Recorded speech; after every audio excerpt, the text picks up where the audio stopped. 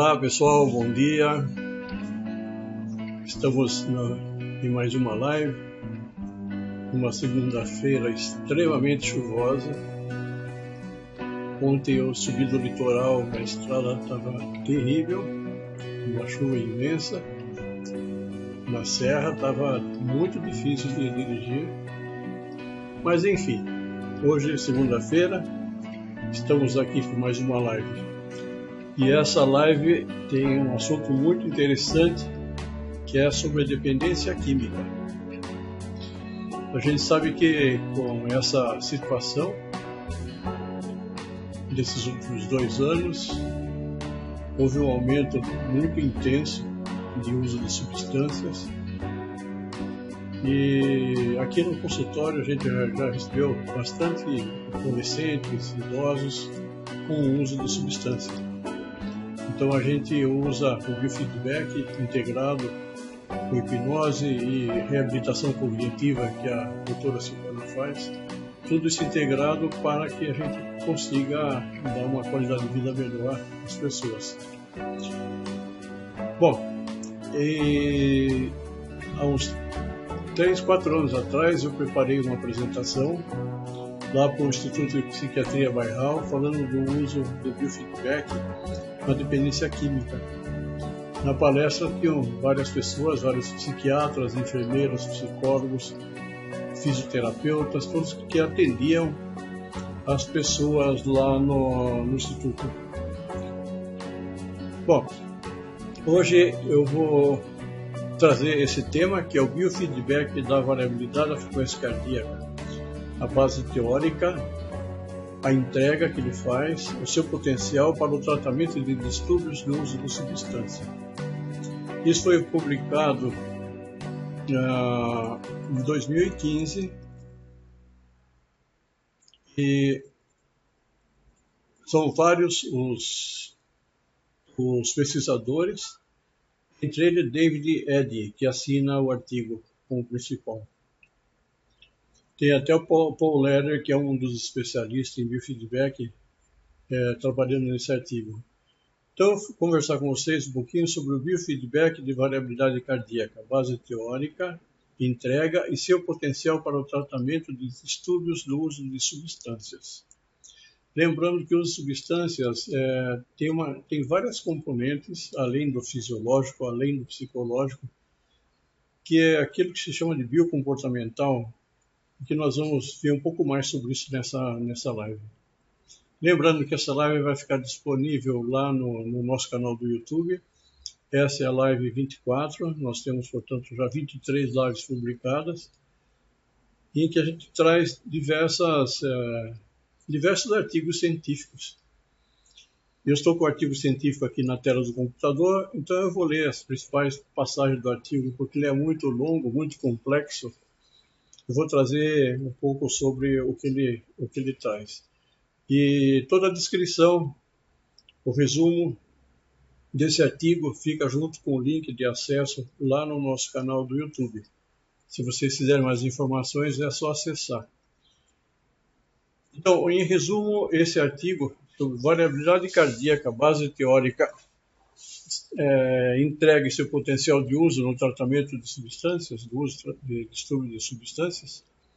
Fala, o biofeedback de variabilidade da frequência cardíaca é uma intervenção clínica biocomportamental que está ganhando cada vez mais apoio empírico para o tratamento de uma série de distúrbios psicológicos, vários dos quais são altamente comórbidos, com transtornos de uso de substâncias químicas. Então, tem várias outras distúrbios psicológicos associados. O presente artigo revisa as bases do sistema nervoso autônomo, de 2 processos chaves implicados na formação e manutenção da patologia viciante. Olha, ele traz patologia viciante, é bastante pesado isso. Que afetam, que desregulam o sistema nervoso e a fissura. Lembrando que a fissura é um desejo incontrolável, um desejo muito intenso pela substância, né? E pergunta se o biofeedback da variabilidade da frequência cardíaca pode ser uma intervenção eficaz para aumentar para melhorar, na realidade, para melhorar a desregulação do sistema nervoso autônomo nesses processos. E, como tal, provar ser uma intervenção efetiva para os transtornos por uso de substância. Basicamente, ele vai trazer o biofeedback como uma opção no tratamento de transtorno por uso de substâncias. Uma descrição detalhada do biofeedback de HRV e sua entrega é fornecida nesse artigo. Evidências preliminares sugerem que o biofeedback de HRV, que é o contratipo do CardioMotion, o CardioMotion é um biofeedback de HRV, pode ser um adendo eficaz aos tratamentos de transtorno por uso de substâncias de primeira linha, embora nenhuma conclusão firme ainda possa ser tirada nesse momento. E eles têm muito artigo, muita coisa escrita. E acho que mais pesquisas são necessárias. Enfim, como todos os artigos científicos precisam de 400 mil pessoas para eles falarem, não, é para isso. Esse artigo aqui não tem 400 mil pessoas, portanto, eles trazem como sendo uma forte indicação.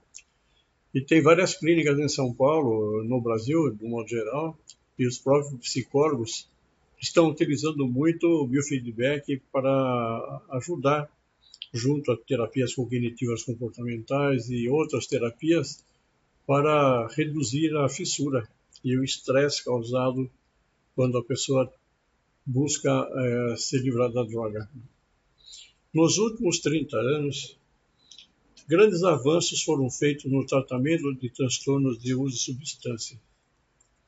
Esses avanços no tratamento têm nascido, em grande parte, do reconhecimento de que o transtorno por uso de substância são fenômenos comportamentais complexos com antecedentes biológicos, psicológicos e sociais. Então, são três componentes, não só a biologia em si, a psicologia, mas a parte social.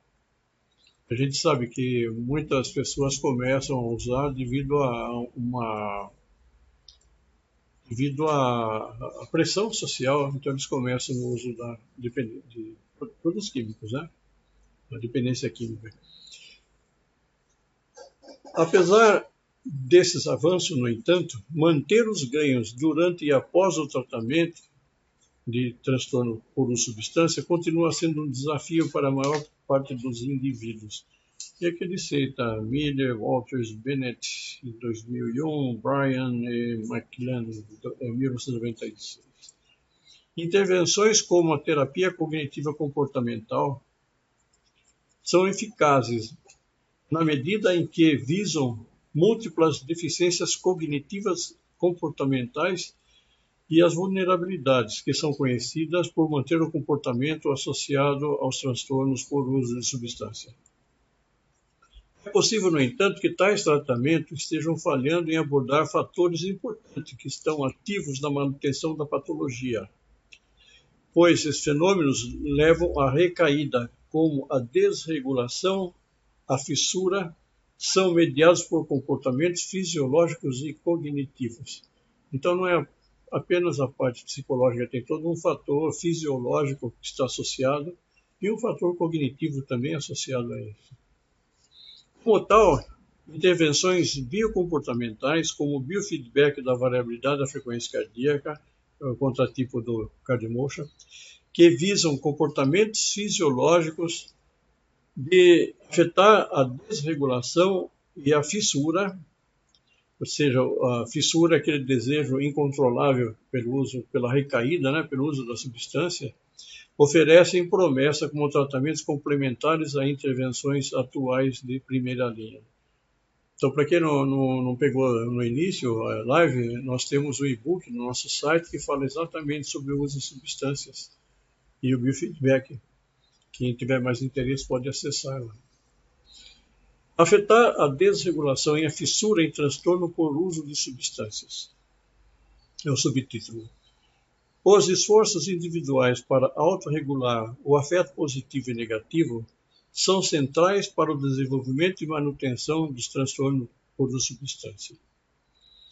Isso é apoiado pela observação de que indivíduos com esses transtornos experimentam alta intensidade emocional, alta capacidade emocional e baixa tolerância à angústia.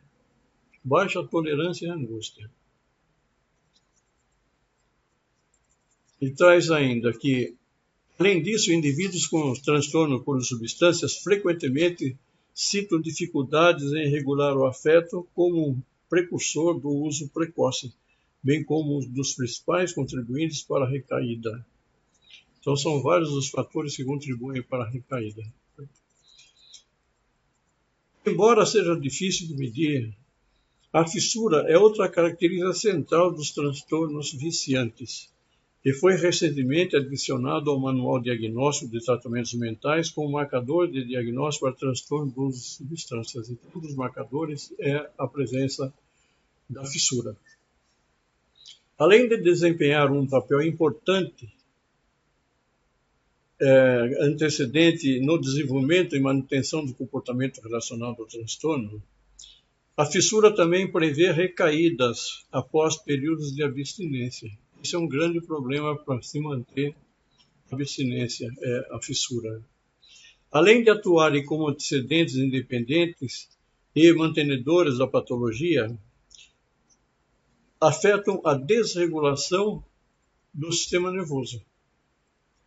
E a desregulação do sistema nervoso e a fissura se interagem, porque a fissura, no final, é um processo fisiológico. A dificuldade em regular estados afetivos pode predispor o indivíduo a usar álcool e outras drogas para lidar emocionalmente, e sucessivas exposições ao álcool e outras drogas levam à fissura. Embora o uso de substância possa, em certa medida, reduzir o efeito negativo e melhorar a fissura, no momento, o uso de substâncias crônicas agrava o problema, adicionando o efeito negativo e perpetuando um ciclo de fissura, ao mesmo tempo em que prejudica o controle neural dos estados afetivos, levando a um ciclo vicioso que contribui para a escalada da natureza dos transtornos de substâncias. A regulação e a fissura afetam são bastante comuns, eu estou lendo aqui o artigo, né? São comuns, conceituados como uma construção totalmente cognitiva. Na realidade, no entanto, afeto e fissura têm atributos fisiológicos fundamentais, então não é só um construto cognitivo, né? Só na cognição em si, mas tem atributos fisiológicos que são muito fundamentais para que a pessoa entenda o que é a fissura. Como tal, podem ser considerados fenômenos biocomportamentais porque envolvem processos psicológicos e fisiológicos integrados, ocorrendo dentro e fora da consciência, ou do estar consciente, em últimas palavras. Então, vocês veem que não é só tratar a parte cognitiva do transtorno, que a fissura tem fundamento fisiológico. Isso que tem que ser buscado também. E essa parte fisiológica está relacionada à desregulagem do sistema nervoso autônomo. Como tal, podem ser considerados fenômenos biocomportamentais porque envolvem processos psicológicos, fisiológicos integrados, ocorrendo no estado consciente e no estado não consciente, né? Muito bem. Como tal, pode ser considerados esses fenômenos e, além da utilidade adaptativa dos processos de regulação e fissura de afeto e sua influência específica sobre o transtorno por uso de substâncias, pode ser um atributo dos sistemas cérebro-corpo integrados que controlam. Vejam só, então é uma integração corpo-mente. Não é só corpo e não é só mente. Ele traz outro item falando comportamento, componentes fisiológicos de afetar a regulação, a fissura. Experiências de afeto e fissura, geralmente impulsionado por estados emocionais ou fatores ambientais, é associado a mudanças momentâneas no estado fisiológico que prepara o indivíduo como um todo para a ação. As alterações podem incluir, mas não se limitam a mudanças importantes no sistema cardiovascular incluindo aumento ou diminuição da frequência cardíaca e da pressão arterial, alterações na perfusão sanguínea para regiões específicas do cérebro para atender às demandas metabólicas dos neurônios ativos. O sistema nervoso autônomo flexível permite a rápida geração ou modulação de estados fisiológicos de acordo com as demandas situacionais. Essa é uma referência a Porges, Stephen Porges, da teoria polivagal, em que ele fala da importância de ter um sistema nervoso autônomo flexível, que permite se adaptar rapidamente às mudanças externas. É o que ele traz aqui também. Em contraste, a rigidez autônoma, ou seja, quando a pessoa não tem uma flexibilidade do sistema nervoso autônomo, resulta numa capacidade diminuída em gerar ou alterar respostas fisiológicas em sincronia com alterações efetivas ou mudança no ambiente. É extremamente importante a pessoa ter a capacidade de adaptação. E essa capacidade de adaptação perpassa pelo sistema nervoso autônomo. Se ele não tem essa capacidade de adaptação, não consegue se adaptar rapidamente às mudanças do ambiente. Outro subitem, HRV como uma janela para a rede autônoma central. Isso é um assunto extremamente importante. Se vocês forem buscar numa das lives que eu faço sobre a conectividade cerebral, trago mais informações sobre essa rede autônoma central. Na realidade, quando a gente fala em sistema nervoso autônomo, não é só o sistema nervoso em si autônomo, mas sim todo um processo.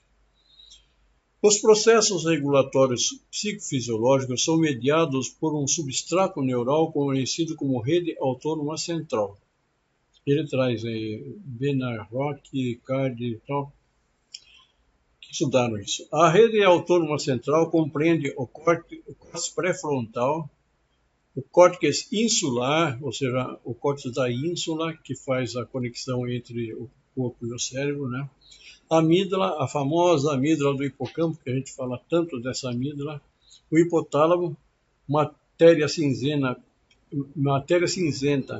periaquedutal ao lado do aqueduto, complexo parabranquial, núcleo solitário, medula ventrolateral, bem como o sistema nervoso autônomo periférico. Então é bastante complexo. A rede autônoma central serve para modular os recursos biocomportamentais e emoção, ajustando de forma flexível a excitação fisiológica de acordo com as mudanças das demandas situacionais. E, portanto, serve como um papel fundamental na regulação da fissura por substâncias, bem como comportamento motores direcionados a metas. Caminhos eferentes descendo da rede autônoma central do cérebro carregam sinais simpáticos e parasimpáticos que convergem no marca-passo central do coração, o sino nodoatrial. O sino nodoatrial que faz toda a regulação da frequência cardíaca. Nervos simpáticos, ou seja, toracolombar, e parasimpático, ou seja, nervo vago, atuam em neurônios cardíacos no nódulo sinoatrial do coração para aumentar ou diminuir a frequência cardíaca. Assim, a quantidade de tempo ou período entre cada batimento cardíaco está sendo mudado continuamente dependendo do equilíbrio da entrada simpática e parasimpática, que é recebida pelo sino nodoatrial. Ou seja, o simpático e o parasimpático eles regulam o batimento cardíaco. Como tal, a comunicação neurocárdica pode ser avaliada medindo a função psicofisiológica da variabilidade de frequência cardíaca, do HRV. As mudanças sutis do intervalo de tempo entre batimentos cardíacos. Então, a duração, o espaço de tempo entre dois batimentos cardíacos consecutivos é extremamente importante para entender essa comunicação neurocárdica e, consequentemente, a função psicofisiológica do HRV. Agora, nessa semana, terça, quarta e quinta, nós temos mais um curso do Cardiomotion, em que a gente traz com muitos detalhes o que são essas funções, como é que funciona a variabilidade de frequência cardíaca, a importância para a saúde psicossomática, né? E a gente explica exatamente o que são esses intervalos, chamado intervalo RR. Muito bem, continuando. A variabilidade da frequência cardíaca é medido pela variação entre os picos RR, os intervalos RR no eletrocardiograma. Também usado a plethysmografia capilar básica, que é o CardioMotion usa essa tecnologia da plethysmografia capilar básica. Comunicação bidirecional, coração-cérebro. O biofeedback do órgão para a rede autônoma central contribui ainda mais para o HRV. Isso é realizado através de uma sinalização diferente, ou seja, a sinalização das vísceras para o cérebro. Isso é chamado de aferência vagal. Através do mecanismo de baroreflexo e dessa aferência vagal. Esse arco reflexo fisiológico desempenha um papel fundamental na regulação da pressão arterial e da frequência cardíaca. E, ao fazê-los, auxilia na integração dos aspectos cognitivos fisiológicos da regulação das emoções. O comportamento sensorial do baroreflexo consiste em receptores elásticos das artérias do corpo que detectam alterações momento a momento na pressão arterial, sinalizando essas informações de volta às estruturas da rede autônoma do cérebro, do cérebro médio, da estrutura média do cérebro. Essas informações são integradas com informações da córtex sobre a adequação percebida de um determinado estado de excitação cardiovascular. E um loop constante de informações é sinalizado de volta para o coração e outros órgãos. Enfim, o que traz aqui é o seguinte: existe essa rede neural, ela conecta do cérebro ao coração e do coração para o cérebro. E essas informações que aferem, que vão do coração para o cérebro, que ele fala do cérebro médio, que é a parte límbica do cérebro, o cérebro intermediário, entre a córtex tem o cérebro límbico e o cérebro reptiliano, é esse cérebro límbico. Então, que ele ajuda nesses processos de integração cognitivos e fisiológicos das regulações das emoções e estão associados a esse chama de baroreflexo. Esse baroreflexo nada mais é do que um sistema automático que nós temos para controlar a pressão arterial. Na realidade, ele traz dois mecanismos, que é a aferência vagal, ou seja, a informação do coração para o cérebro, traz o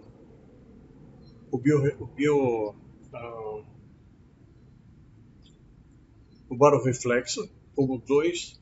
Tem um terceiro que é o eixo anti-inflamatório, que eu tenho uma live que fala sobre esse eixo anti-inflamatório, e tem mais um mecanismo, que é o mecanismo associado à conectividade cerebral.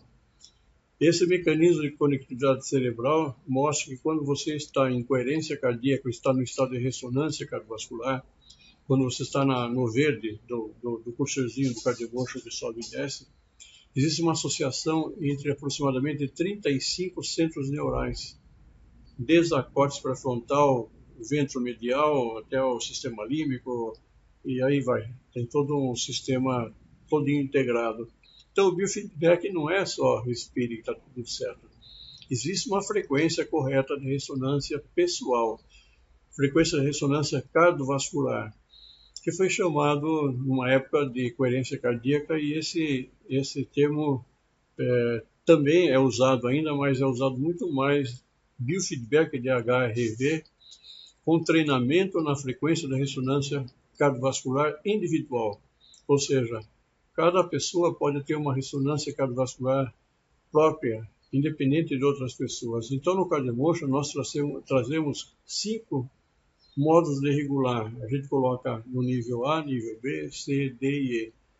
Normalmente, praticamente 100% das pessoas está nesse intervalo. Então, é uma questão de encontrar qual é o melhor ponto de ressonância para aquela determinada pessoa. E esse ponto é onde você tem maior nota, que a gente traz o score, como você denota, quanto mais perto de 10 for, e quanto maior for a amplitude do estado de coerência cardíaca. Bom, e aqui ele traz muitas informações. Então ele fala que essa rede autônoma central se comunica com as vísceras. Então o Cardiomosha não tem função somente no coração, mas ele trabalha junto com a respiração, pressão arterial e também com o sistema endócrino, com as glândulas, e também com o sistema imunológico. Existe uma componente do sistema nervoso autônomo que atua no sistema imunológico. Ou seja, ele é multissistêmico, não é só cardiovascular, mas também envolve a parte respiratória, a parte imunológica, as vísceras como um todo, o sistema nervoso, o sistema imunológico e o sistema glandular, nosso endócrino. Então ele é muito abrangente, muito, muito abrangente. Bom, já continuo aqui. O HRV como marcador de saúde, regulação efetiva de problemas de transtorno por uso de substância. Eu vou passar mais ou menos rápido para essas, porque ela é muito extensa esse artigo, e eu vou mais para os finalmente, né? Mas fala aqui que a função autônoma da variabilidade da frequência cardíaca tem se demonstrado indicador informativo da integração corpo-mente, relevante para a regulação efetiva da fissura. Então ele traz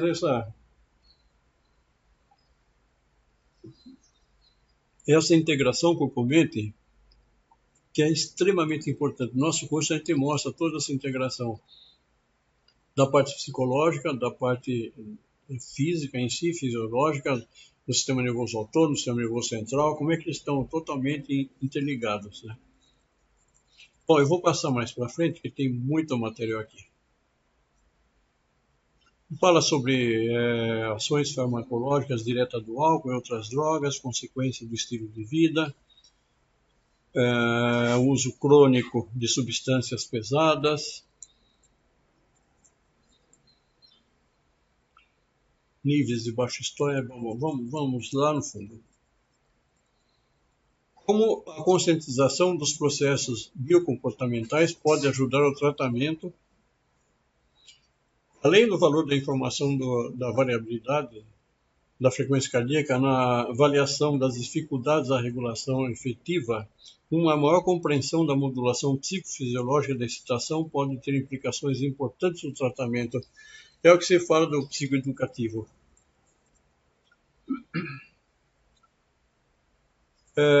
Por exemplo, Carney e colegas, no ano 2000, observaram um aumento significativo na variabilidade da frequência cardíaca em indivíduos que responderam com sucesso à terapia cognitiva comportamental para depressão grave. Nós temos outra live que fala sobre a depressão maior.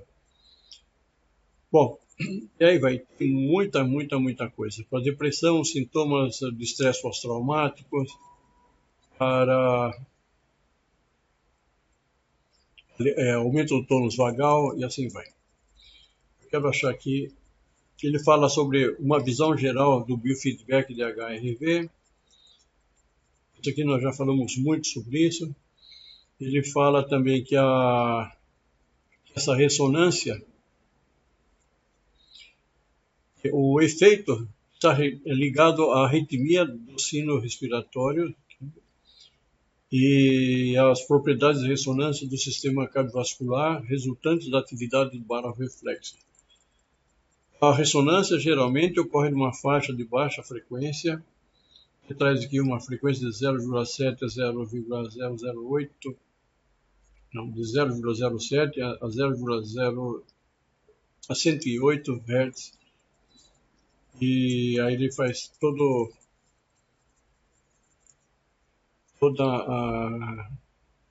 a conexão, né, entre isso.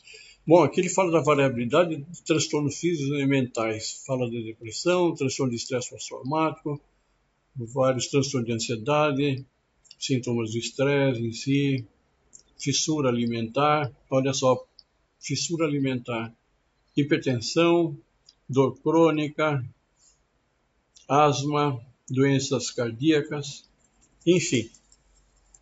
Ele traz muita informação nesse artigo, ele é extremamente importante. Ele fala das entregas do biofeedback com esse treinamento, fala das sessões 1, sessão 2, sessão 1 é para a pessoa fazer a linha de base, em seguida fazer o treinamento. A sessão 2, eles instruem essa respiração abdominal como técnicas de respiração muito bem explicadas. Sessão 3, são introduzidas o biofeedback e aí vai, ele fala sessão por sessão. É importante praticar por 20 minutos 2 vezes por dia aqui. Nesse caso, ele pede para as pessoas fazer 2 vezes por dia por 20 minutos. Ele fala sessão 4. As contraindicações e riscos associados ao biofeedback. Atualmente não há contraindicações ou riscos conhecidos associados ao biofeedback de HIV. Tem sido usado com segurança para melhorar o funcionamento cardíaco pós-infarto do miocárdio em indivíduos com doenças cardíacas, bem como o tratamento de doenças pulmonares obstrutivas crônicas. Bom, enfim, esse artigo é muito extenso e agora ele vai falar sobre o uso especificamente.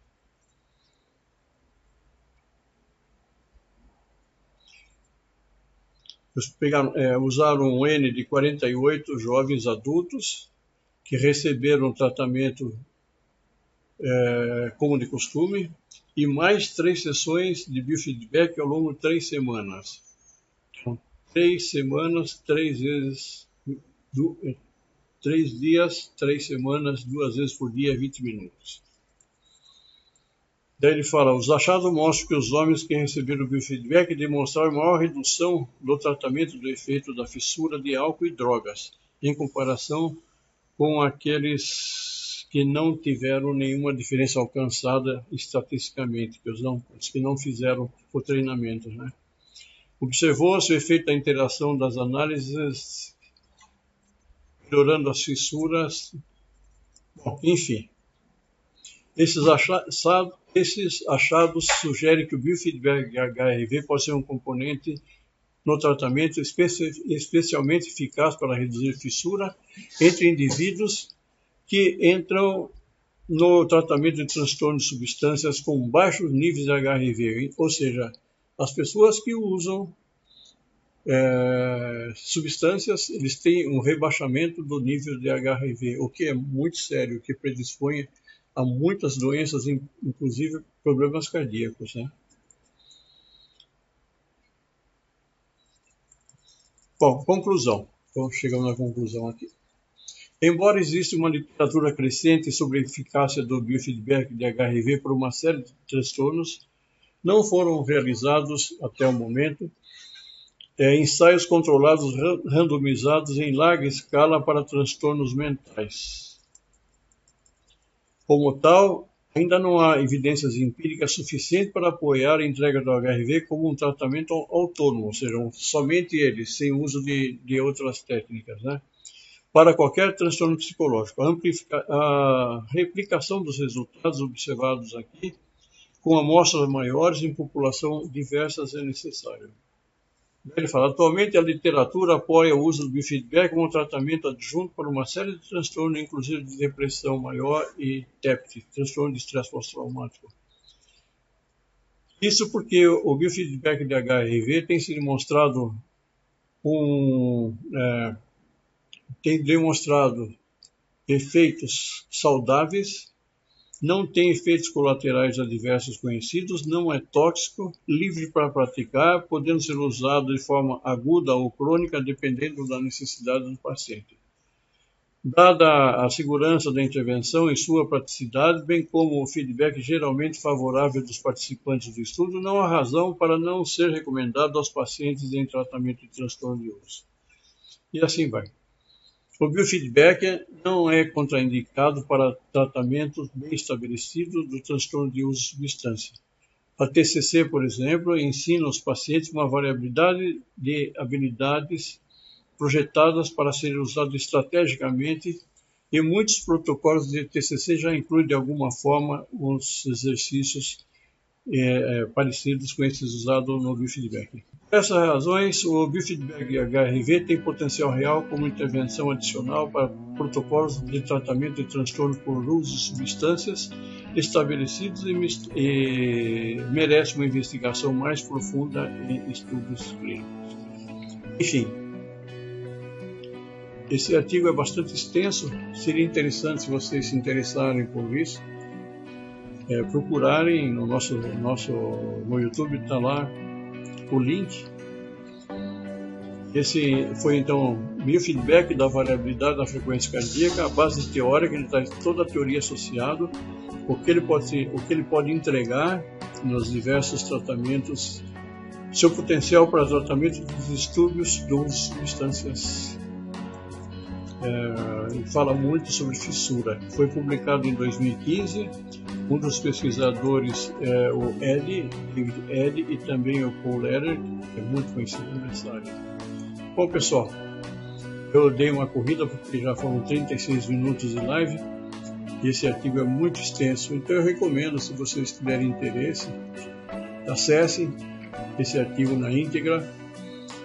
E se vocês realmente quiserem se aprofundar nesse assunto, nós temos nossos cursos de biofeedback, em que a gente entra com bastante detalhes de toda a fisiologia, em todas as aplicações, uso clínico, uso na parte para atletas de alto desempenho, para escolares, enfim, para crianças, adultos, adolescentes, para idosos, na parte cognitiva, na parte emocional, enfim. Temos muito material no nosso curso para quem se interessar. Tá bom, pessoal? Muito obrigado e a gente se vê na próxima segunda-feira. Até mais.